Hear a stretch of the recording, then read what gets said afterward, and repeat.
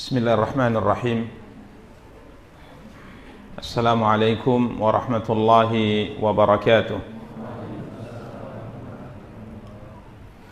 Alhamdulillahi rabbil alamin. Wal aqibatu lil muttaqin fala udwana illa 'alal zalimin. Asyhadu an la ilaha illallah wahdahu la syarika lah. Wa ashhadu anna Muhammadan abduhu wa rasuluh. Salawatu rabbi wa salamuhu alaihi wa ala alihi wa ashabihi wa man ihtada bihadyihi wastanna bisunnatihi ila yaumiddin wa sallama tasliman katsira, amma ba'du. Ikhwani wa akhawati kaum muslimin, kaum muslimat, rahimani wa rahimakumullahu jami'a. Alhamdulillah, puji dan syukur senantiasa kita ucapkan untuk Allah subhanahu wa ta'ala. Salawat beserta salam semoga senantiasa dilimpahkan oleh Allah untuk junjungan dan panutan kita Nabi Allah yang mulia Muhammad sallallahu alaihi wasallam. Ikhwani wa akhawati kaum muslimin, kaum muslimat, rahimani wa rahimakumullahu jami'a. Biidznillah, pada kesempatan yang berbahagia kali ini kita akan kembali melanjutkan kajian dan pembahasan, mencoba untuk menjelaskan kitab Riyadhus Shalihin karya Imam Abu Zakaria Yahya bin Sharaf An-Nawawi rahimahullahu ta'ala, yang pada pertemuan yang lalu para ikhwah dan akhwat yang dimuliakan dan dirahmati oleh Allah, kita telah mulai mengkaji bab ke-25, bab perintah menunaikan amanat. Telah kita bacakan dua dalil dari apa yang disebutkan oleh beliau dari firman Allah subhanahu wa ta'ala. Yang pertama surat An-Nisa ayat 58. Innallaha ya'murukum an tu'addul amanati ila ahliha. Sesungguhnya Allah subhanahu wa ta'ala memerintahkan kalian menyampaikan amanat kepada yang berhak menerimanya.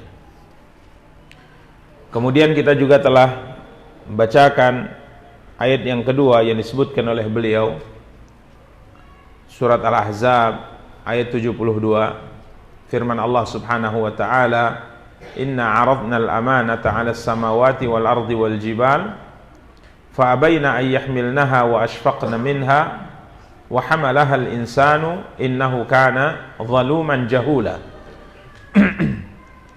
Sesungguhnya kami telah menawarkan amanah kepada langit, bumi dan gunung-gunung, tetapi semuanya enggan untuk memikul amanat tersebut. Wa hamalahal insan, dan disebutkan oleh Allah SWT mereka enggan memikul amanat tersebut dan khawatir tidak dapat melaksanakannya, dan dipikullah amanat tersebut oleh manusia. Innahu kana zaluman jahula. Sesungguhnya manusia itu sangat zalim dan sangat bodoh. Intinya dari apa yang telah kita sebutkan pada pertemuan yang lalu, bahwa amanah yang disebutkan di sini adalah at-takalif asy-syar'iyyah, beban syariat, menjalankan perintah Allah Subhanahu wa taala dan menjauhi larangan Allah. Jadi masuk dalam pembahasan amanah yang diperintahkan untuk ditunaikan, pembahasan amanat yang dipikulkan atau dibebankan kepada manusia adalah menjalankan semua apa yang diperintahkan oleh Allah dan menjauhi semua perkara yang dilarang oleh Allah Subhanahu wa ta'ala. Karena pada pertemuan yang lalu kita sebutkan bahwa pembahasan menunaikan amanat merupakan pembahasan yang sangat luas. Ya, tidak ada satu perintah dalam Al-Quran maupun dalam sabda Nabi sallallahu alaihi wasallam kecuali itu merupakan bahagian amanah yang harus kita laksanakan. Dan tidak ada larangan yang ada di dalam Al-Quran dan sunnah Nabi sallallahu alaihi wasallam kecuali itu merupakan amanah yang harus kita tinggalkan. Ya, ini telah kita jelaskan pada pertemuan yang lalu. Kemudian hadis nomor 204 dari Abu Hurairah radhiyallahu anhu, tatkala Nabi kita yang mulia sallallahu alaihi wasallam bersabda tentang tanda orang munafik. Ayatul munafiqi thalathun. Tanda orang munafik ada 3. Yang dimaksud dengan tanda munafik di sini tentunya munafik asghar atau disebut dengan nifaq amali.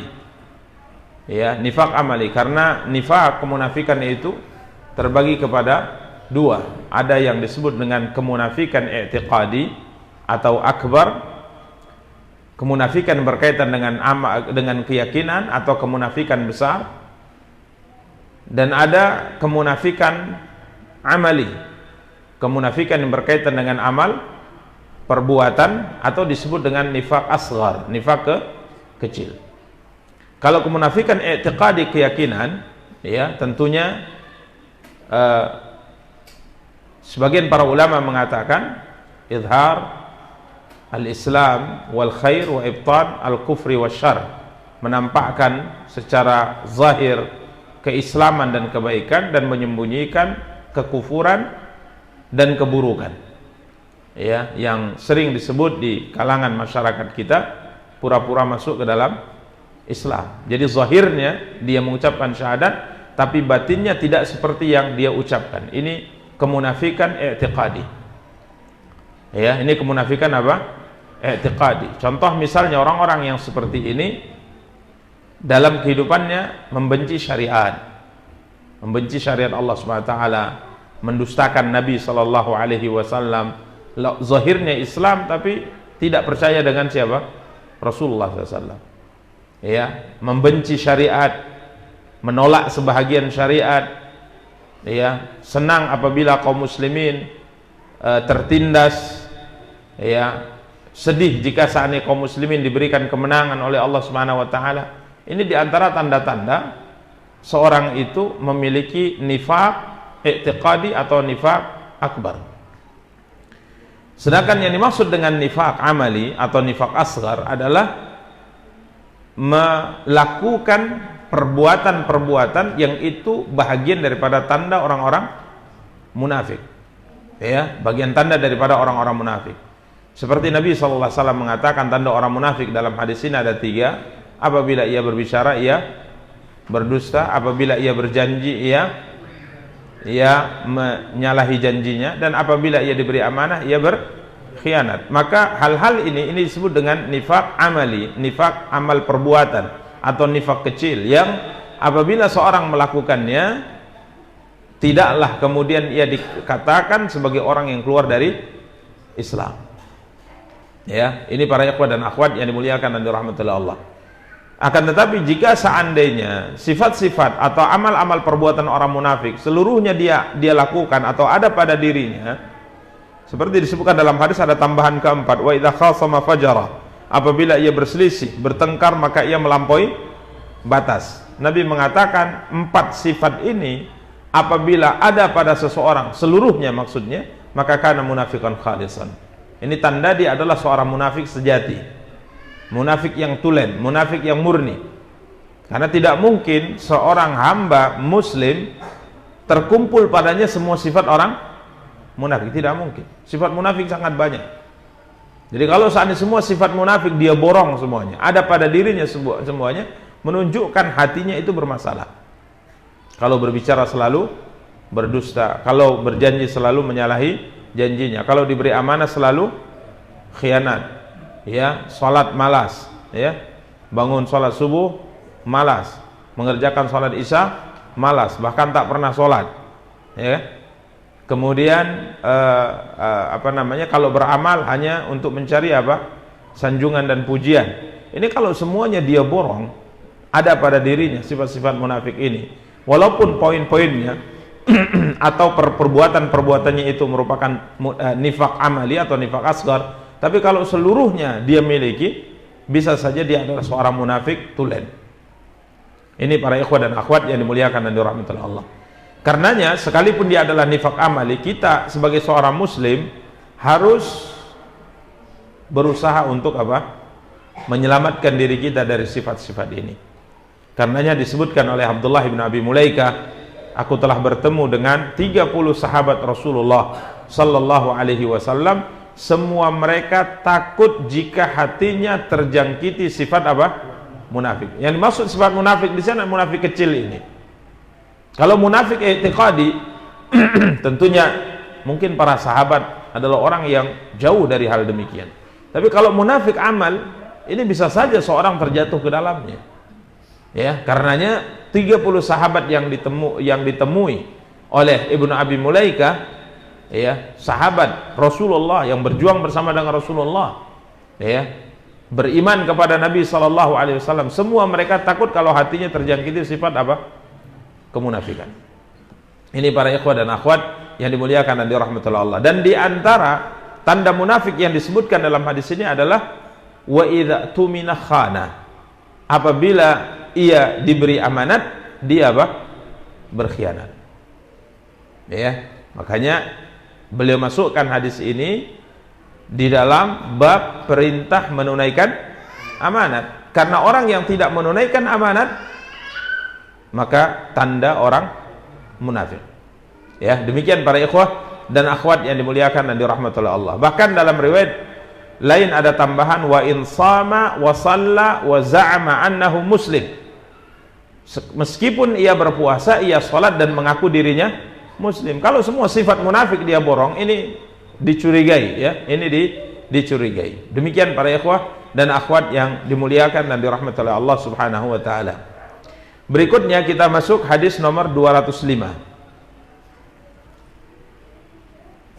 Hadis Hudzaifah bin Al-Yaman radhiyallahu anhu. Hudzaifah bin Al-Yaman, sahabat yang banyak bertanya kepada Rasulullah sallallahu alaihi wasallam tentang keburukan.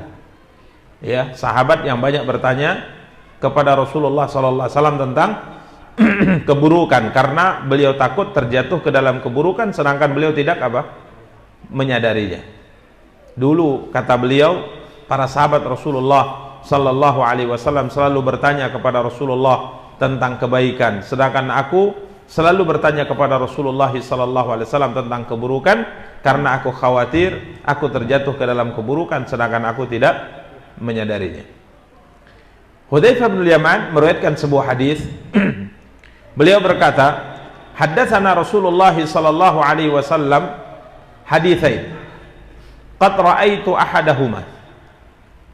Rasulullah sallallahu alaihi wasallam menyampaikan dua hadis kepada kami.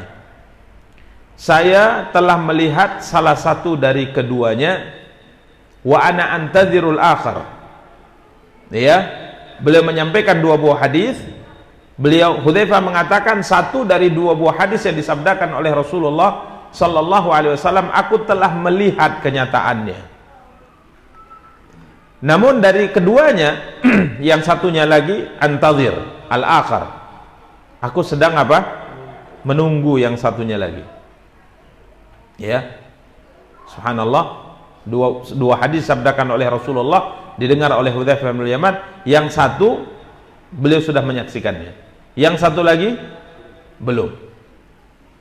Beliau mengatakan haddatsana annal amanata, hadis yang pertama, annal amanata nazalat fi jazri qulubir rijal thumma nazala al-Qur'anu fa'alimu minal Qur'ani wa 'alimu minas sunnati thumma haddatsana. Ini hadis yang kedua. Hadis pertama dulu kita baca, Rasulullah sallallahu alaihi wasallam menyampaikan kepada kami bahwa amanat itu turun ke dalam lubuk hati manusia. Amanah, ini hadis pertama, amanah itu diturunkan oleh Allah Subhanahu wa taala ke dalam hati manusia. Artinya manusia yang lahir, mereka membawa setiap mereka memiliki atau membawa budur. Budur itu benih, modal sifat amanah. Jadi setiap mereka lahir membawa sifat apa? Amanah. Ini yang pertama. Kemudian mereka ini turunlah kepada mereka Al-Quran, maka mereka mengetahui dari Al-Quran, kemudian mengetahui dari As-Sunnah. Artinya orang-orang yang Allah subhanahu wa ta'ala berikan kepada mereka kebaikan, di dalam hati mereka ada sifat amanah, kemudian mereka masuk Islam, turun kepada mereka Al-Quran, kemudian mereka belajar hadis dari Rasulullah SAW, sehingga sifat amanah ini berkembang dalam hati mereka, ya, menjadi besar, menjadi kuat, menjadi perilaku yang nampak dalam kehidupan mereka, sehingga mereka adalah orang-orang yang amanah. Ini para sahabat siapa? Rasulullah SAW. Jadi subhanallah, bibit amanah yang ada dalam dada mereka disiram, mungkin bahasanya kalau tumbuhan, disiram dengan wahyu Al-Quran, kemudian sabda siapa? Rasulullah SAW, sehingga amanah yang ada dalam dada mereka berkembang, menjadi kuat dan menjadi tabiat dalam kehidupan mereka, sehingga akhirnya mereka menjadi orang-orang yang amanah. Ini hadis pertama yang didengar oleh Hudzaifah, dan Hudzaifah bin Yaman menyaksikannya, artinya dia sudah melihat itu. Adapun hadis yang kedua yang disabdakan oleh Nabi kita yang mulia sallallahu alaihi wasallam, yang beliau mengatakan, saya masih menunggunya. Summa haddatsana an raf'il amanah. Kemudian Rasulullah sallallahu alaihi wasallam menceritakan kepada kami, ya, bersabda kepada kami tentang sifat amanah yang ada di hati manusia itu diangkat oleh Allah Subhanahu wa taala. Ini hadis kedua yang saya kata Hudzaifah belum melihat ini. Saya masih menunggu. Saya masih menunggu. Sampai disebutkan oleh Rasulullah SAW sebuah fakta di saat itu, tatkala amanah dicabut, diangkat oleh Allah SWT dari dada manusia, yanamur rajulu an-naumata fatuqbadul amanatu min qalbihi fayadhallu atharuha mithlal waqti. Disebutkan ada seseorang yang punya sifat amanah dalam dadanya, dia tidur. Apakah tidur malam atau tidur siang? Intinya dia istirahat, dia tidur. Kemudian di saat dia tidur, amanah, sifat amanah yang ada dalam dadanya dicabut oleh Allah SWT. Hilang. Sehingga amanah yang ada di hatinya hanya bersisa seperti waktu. Ya, tidak semuanya diangkat, tapi hampir keseluruhan yang diangkat, sehingga sifat amanah dalam hati orang ini hanya seperti noda hitam, seperti titik saja tinggal. Ini waliyadzubillah, ya. Jadi dia tidur, tiba-tiba bangun tidur, sifat amanah sudah hilang, tinggal satu titik saja. Sangat kecil, ya, sangat kecil. Kemudian Hudzaifah bin Yaman melanjutkan sabdanya, Rasulullah SAW bersabda, summa yanamun nauma. Kemudian berikutnya tidur lagi, fatuqbadu al-amanatu min qalbihi. Ya, setelah dicabut tinggal satu titik seperti noda tadi, ini sangat kecil sekali. Tiba-tiba berjalan waktu berikutnya, kemudian dia tidur lagi, ya, kiranya amanah semuanya dicabut oleh Allah dari mana? Dadanya. Jadi tidak tersisa sifat amanah. Fayadhallu atharuha mithlu atharil majli kajamrin dahrajathu ala rijlik fanafita fatarahu muntabiran wa laysa fihi syai'un summa akhadha hasatan fadahrajahu ala rijlihi. Taib. Nabi SAW mencontohkan bahwa amanah yang hilang dari dada orang tadi sudah tidak ada bekasnya, walaupun hanya noda. Yang tadinya seperti titik noda masih ada walaupun kecil, sekarang sudah nyaris hampir bisa dikatakan atau dipastikan bahwa sifat amanah itu sudah tidak ada. Seperti apa? Seperti kata Rasulullah SAW, atharuha mithlu atharil majli. Kemudian beliau sebutkan beberapa contoh. Ini maksudnya adalah para ulama mengatakan seperti kalau seandainya kita sering mencangkul atau kita sering membelah kayu dengan menggunakan alat, ya, kampak misalnya, biasanya apa yang terjadi? Kapalan. Dia seperti bengkak, tapi di dalamnya ada apa? Nggak ada apa-apa gitu loh. Ya, dia bengkak, tapi tatkala kita kopek misalnya nggak ada, karena kapalan gitu. Ya seperti bengkak tapi dalamnya tidak ada apa-apa. Jadi artinya amanah itu hampir bisa kita pastikan tidak ada lagi di situ. Ya.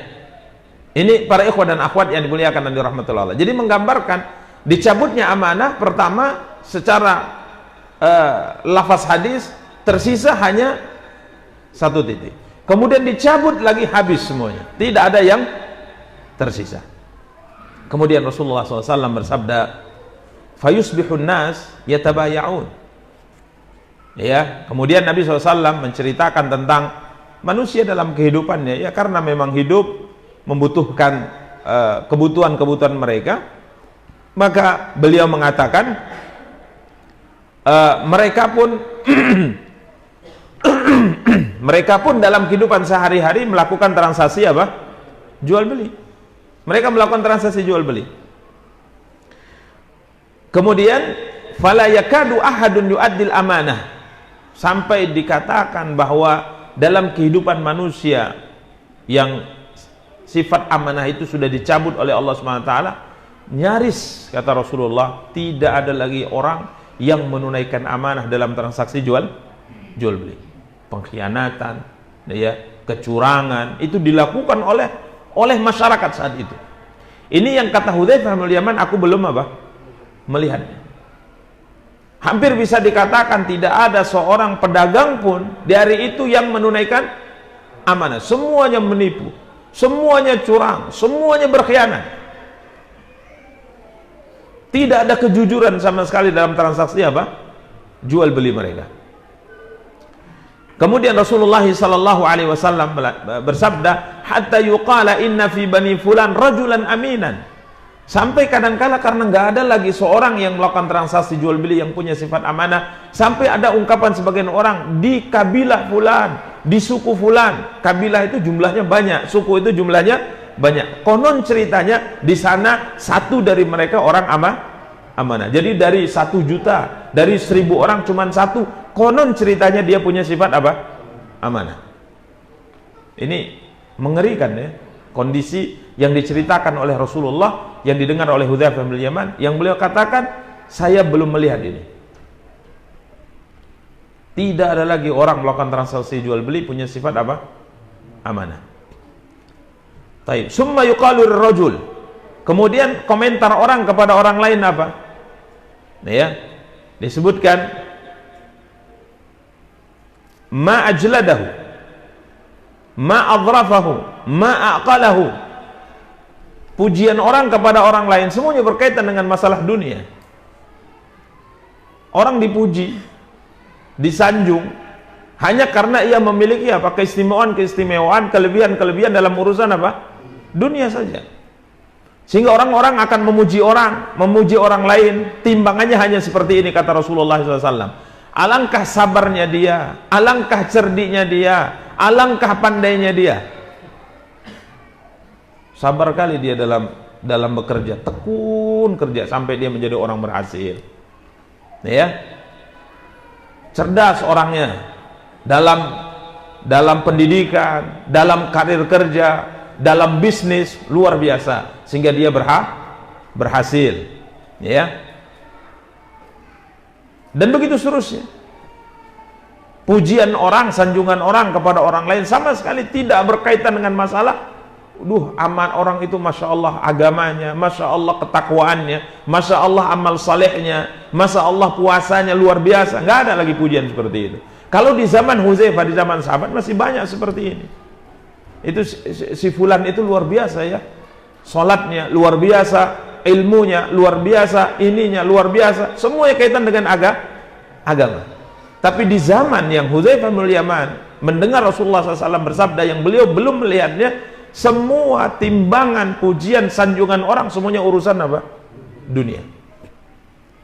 Makanya kalau kita lihat bagaimana pasar-pasar kita, bagaimana perdagangan kita, kemudian kita lihat pandangan orang kepada kemuliaan seseorang, kesuksesan seorang, mulia atau tidaknya seorang, maka kita lihat bahwa gambaran hadis ini ya di zaman kita. di zaman kita. Baik, para ikhwan dan akhwat yang dimuliakan dan dirahmati oleh Allah Subhanahu wa taala. Ini hal yang membuat atau menjadikan para ulama memasukkan hadis ini dalam Kitabul Fitan. Pembahasan hadis tentang fitnah yang akan terjadi di akhir zaman. Ya.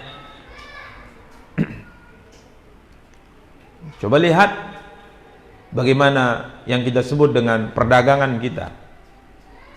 Apa yang dilakukan oleh para pedagang? Ya. Bagaimana transaksi jual beli mereka? Ya. Bagaimana yang bagus diletakkan di atas, yang jelek di bawah. Ya.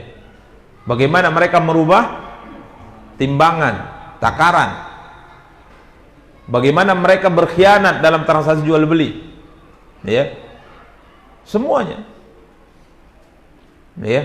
Kemudian lihat bagaimana komentar orang kepada orang lain. Siapa yang dipuji, siapa yang disanjung, siapa yang dimuliakan? Ya orang-orang yang punya dunia.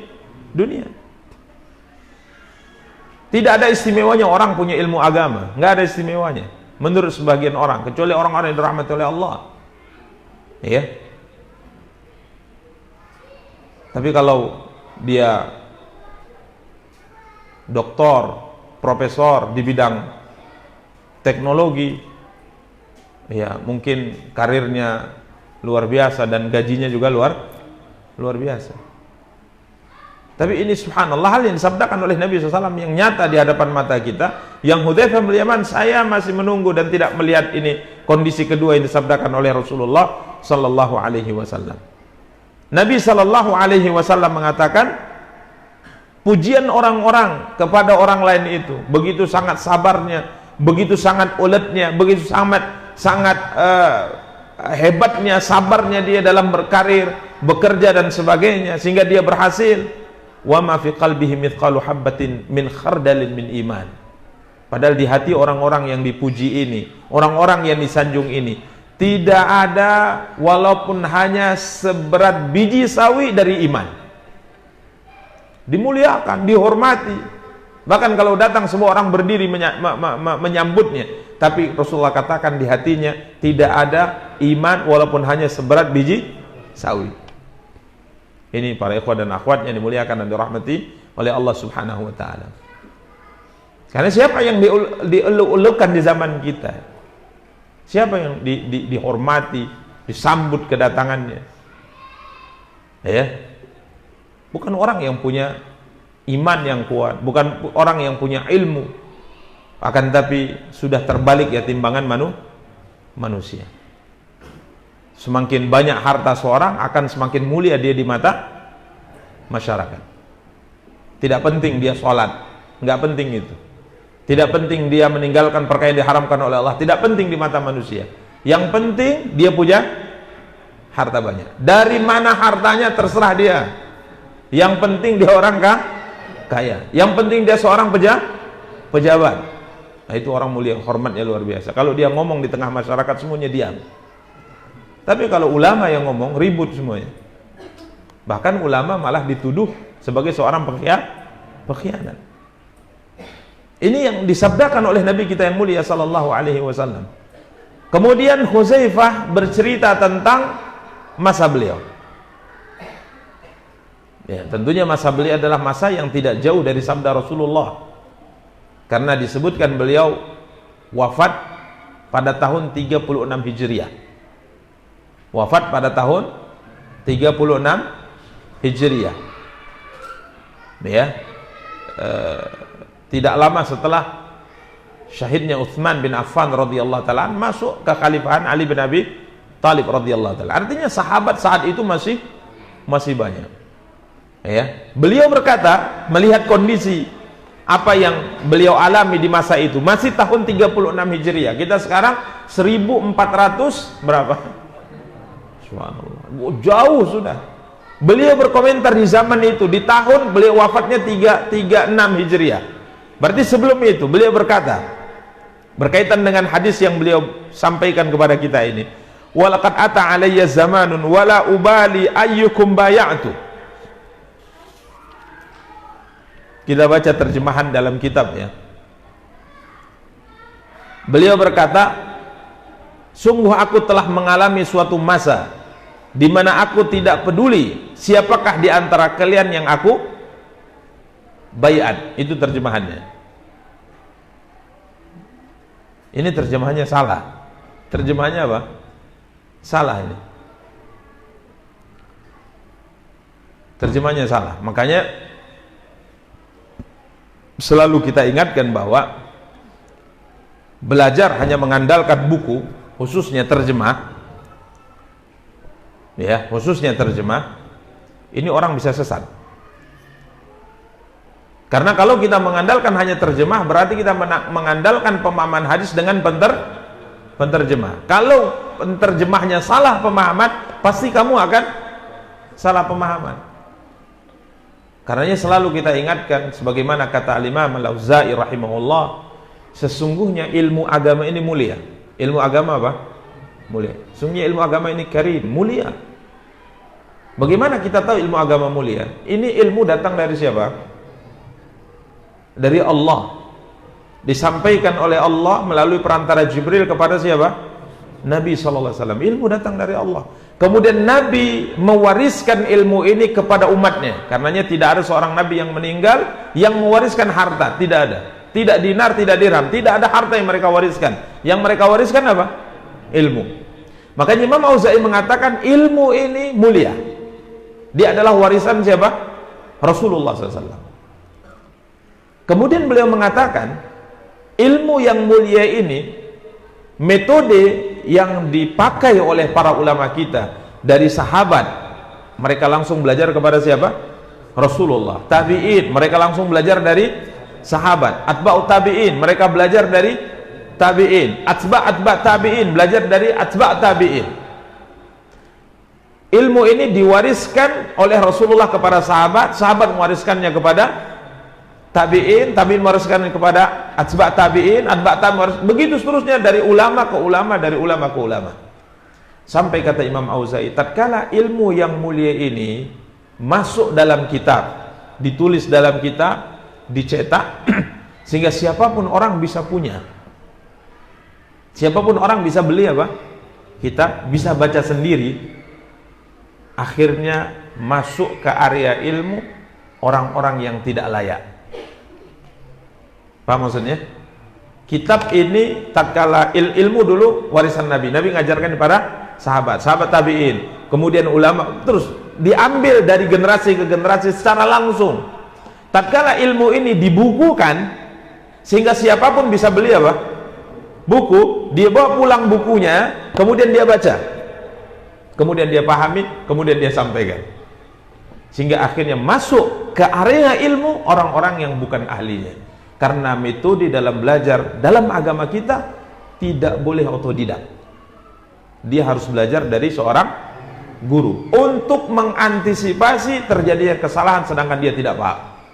Itu orang yang punya kemampuan bahasa Arab, kemampuan nahwu dan sharaf, dilarang belajar sendiri. Lalu bagaimana antum yang hanya tahunya terjemah? Ini para ikhwah dan akhwat yang dimuliakan dan dirahmati Allah. Di zaman dulu, zaman Imam Auza'i, beliau sudah melihat fenomena ini. Sekarang kalau antum butuh buku, kalau mungkin di zaman beliau orang beli buku mahal ya, hanya orang punya modal besar yang bisa beli buku. Dulu sebelum adanya alat-alat komunikasi seperti ini, kita kalau mau beli buku itu butuh mengeluarkan biaya yang besar. Ya antum mungkin kalau beli buku paling pun bisa hanya 2-3 buku saja. Kalau berjilid-jilid ya butuh sekian puluh juta, kan gitu. Tapi itu pun akhirnya yang punya uang dia bisa belajar sendiri, akhirnya rusak gitu. Apalagi sekarang. Sekarang kalau antum butuh memiliki satu buku dalam bentuk PDF, berapa modal yang harus antum keluarkan? Hah? Beli paket, berapa harga paket? Hah? 20.000, 40.000, bahkan mungkin ada yang 10.000. Antum tinggal download. Masuk tutup, antum baca sendiri.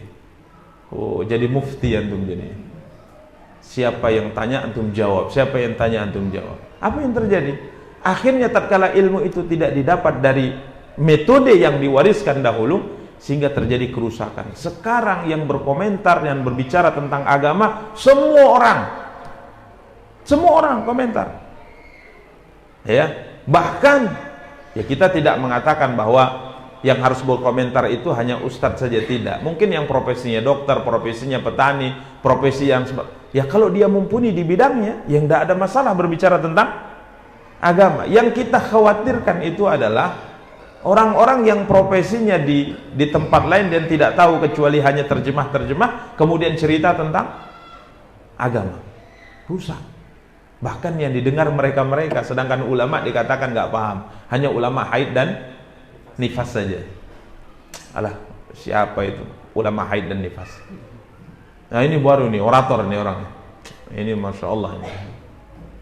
Maka para ikhwah dan akhwat yang dimuliakan dan dirahmatullahi alaihi, ini hal yang diingatkan oleh Al-Imam Al-Auza'i rahimahullah sebagai faedah kita ingin sampaikan tatkala kita lihat terjemahnya seperti ini. Baiat. Beliau menerjemahkan, sungguh aku telah mengalami suatu masa, yakni masa beliau hidup, di mana aku tidak peduli siapa di antara kalian yang aku baiat. Padahal maknanya aku tidak peduli siapa di antara kalian yang aku melakukan transaksi jual beli dengannya. Bukan baiat. Bukan apa? Bukan baiat. Artinya beliau berada di satu masa yang cerita mengerikan tentang tidak adanya amanah pada manusia, sehingga transaksi jual beli mereka tidak ada lagi amanah di sana. Tidak ada lagi seorang pun yang memiliki sifat amanah. Tapi kalau sekarang masih ada, kata beliau, aku tidak peduli sekarang. Karena apa? Kalau dia seorang muslim, dia masih punya sifat amanah, sehingga sifat iman dan Islamnya akan menghalangi dia dari berkhianat. Masa beliau masih banyak orang yang punya apa? Amanah saat itu. Ya ini masa tatkala Nabi masih hidup dan sahabat masih banyak. Aku tidak peduli. Masuk pasar saya beli, masuk pasar saya jual. Saya tidak pilih-pilih pedagang-pedagang. Pembeli siapapun saya lakukan transaksi jual beli dengan mereka. Kenapa? Karena aku hidup saat itu di zaman yang orang masih punya agama, yang takut untuk berkhianat. Bahkan beliau berkatakan, aku juga tidak peduli sekalipun pedagangnya Yahudi dan Nasrani, karena kalau dia berkhianat kepadaku, pemerintah saat itu akan mengecek di pasar, khianat yang mereka lakukan akan diluruskan oleh pemerintah. Tapi sekarang, kata beliau di akhir-akhir hayat beliau, tahun berapa tadi? 36 Hijriah. Maka adapun hari ini di akhir hayat beliau, maka aku tidak akan membaiat. Itu terjemahannya, ini salah. Aku tidak akan melakukan transaksi jual beli kepada seorang pun kecuali kepada fulan dan fulan saja, karena dia masih punya apa? Amanah, yang lainnya nggak ada. Kalau tahun 36 Hijriah beliau mengatakan aku melakukan transaksi jual beli kecuali hanya tidak melakukan transaksi jual beli kepada sembarang orang, aku melakukan transaksi jual beli kepada si fulan saja, karena yang lainnya seperti sifat amanah sudah tidak ada, tapi kalau si fulan masih ada. Tahun 36 Hijriah. Lalu bagaimana kalau beliau hidup di zaman kita? Masuk dia ke pasar Binjai, kira-kira mau nggak beliau transaksi jual beli? Hah? Semuanya banyak yang bertentangan dengan apa? Syariat. Karenanya sebenarnya para ulama mengingatkan kita agar umat Islam yang punya sifat amanah, tahu halal dan haram, punya iman, takut melakukan khianat karena pertanggungjawabannya kelak akan berat, hendaknya terjun ke mana? Ke pasar, terjun ke dunia perdagangan untuk mewarnai. Ya, demikian para ikhwah dan akhwat yang dimuliakan dan dirahmati Allah. Kita akan lanjutkan pembahasan hadis ini pada pertemuan yang akan datang. Kita cukupkan. Subhanakallahumma bihamdik, asyhadu an la ilaha illa anta, astaghfiruka wa atubu ilaik. Wassalamualaikum warahmatullahi wabarakatuh.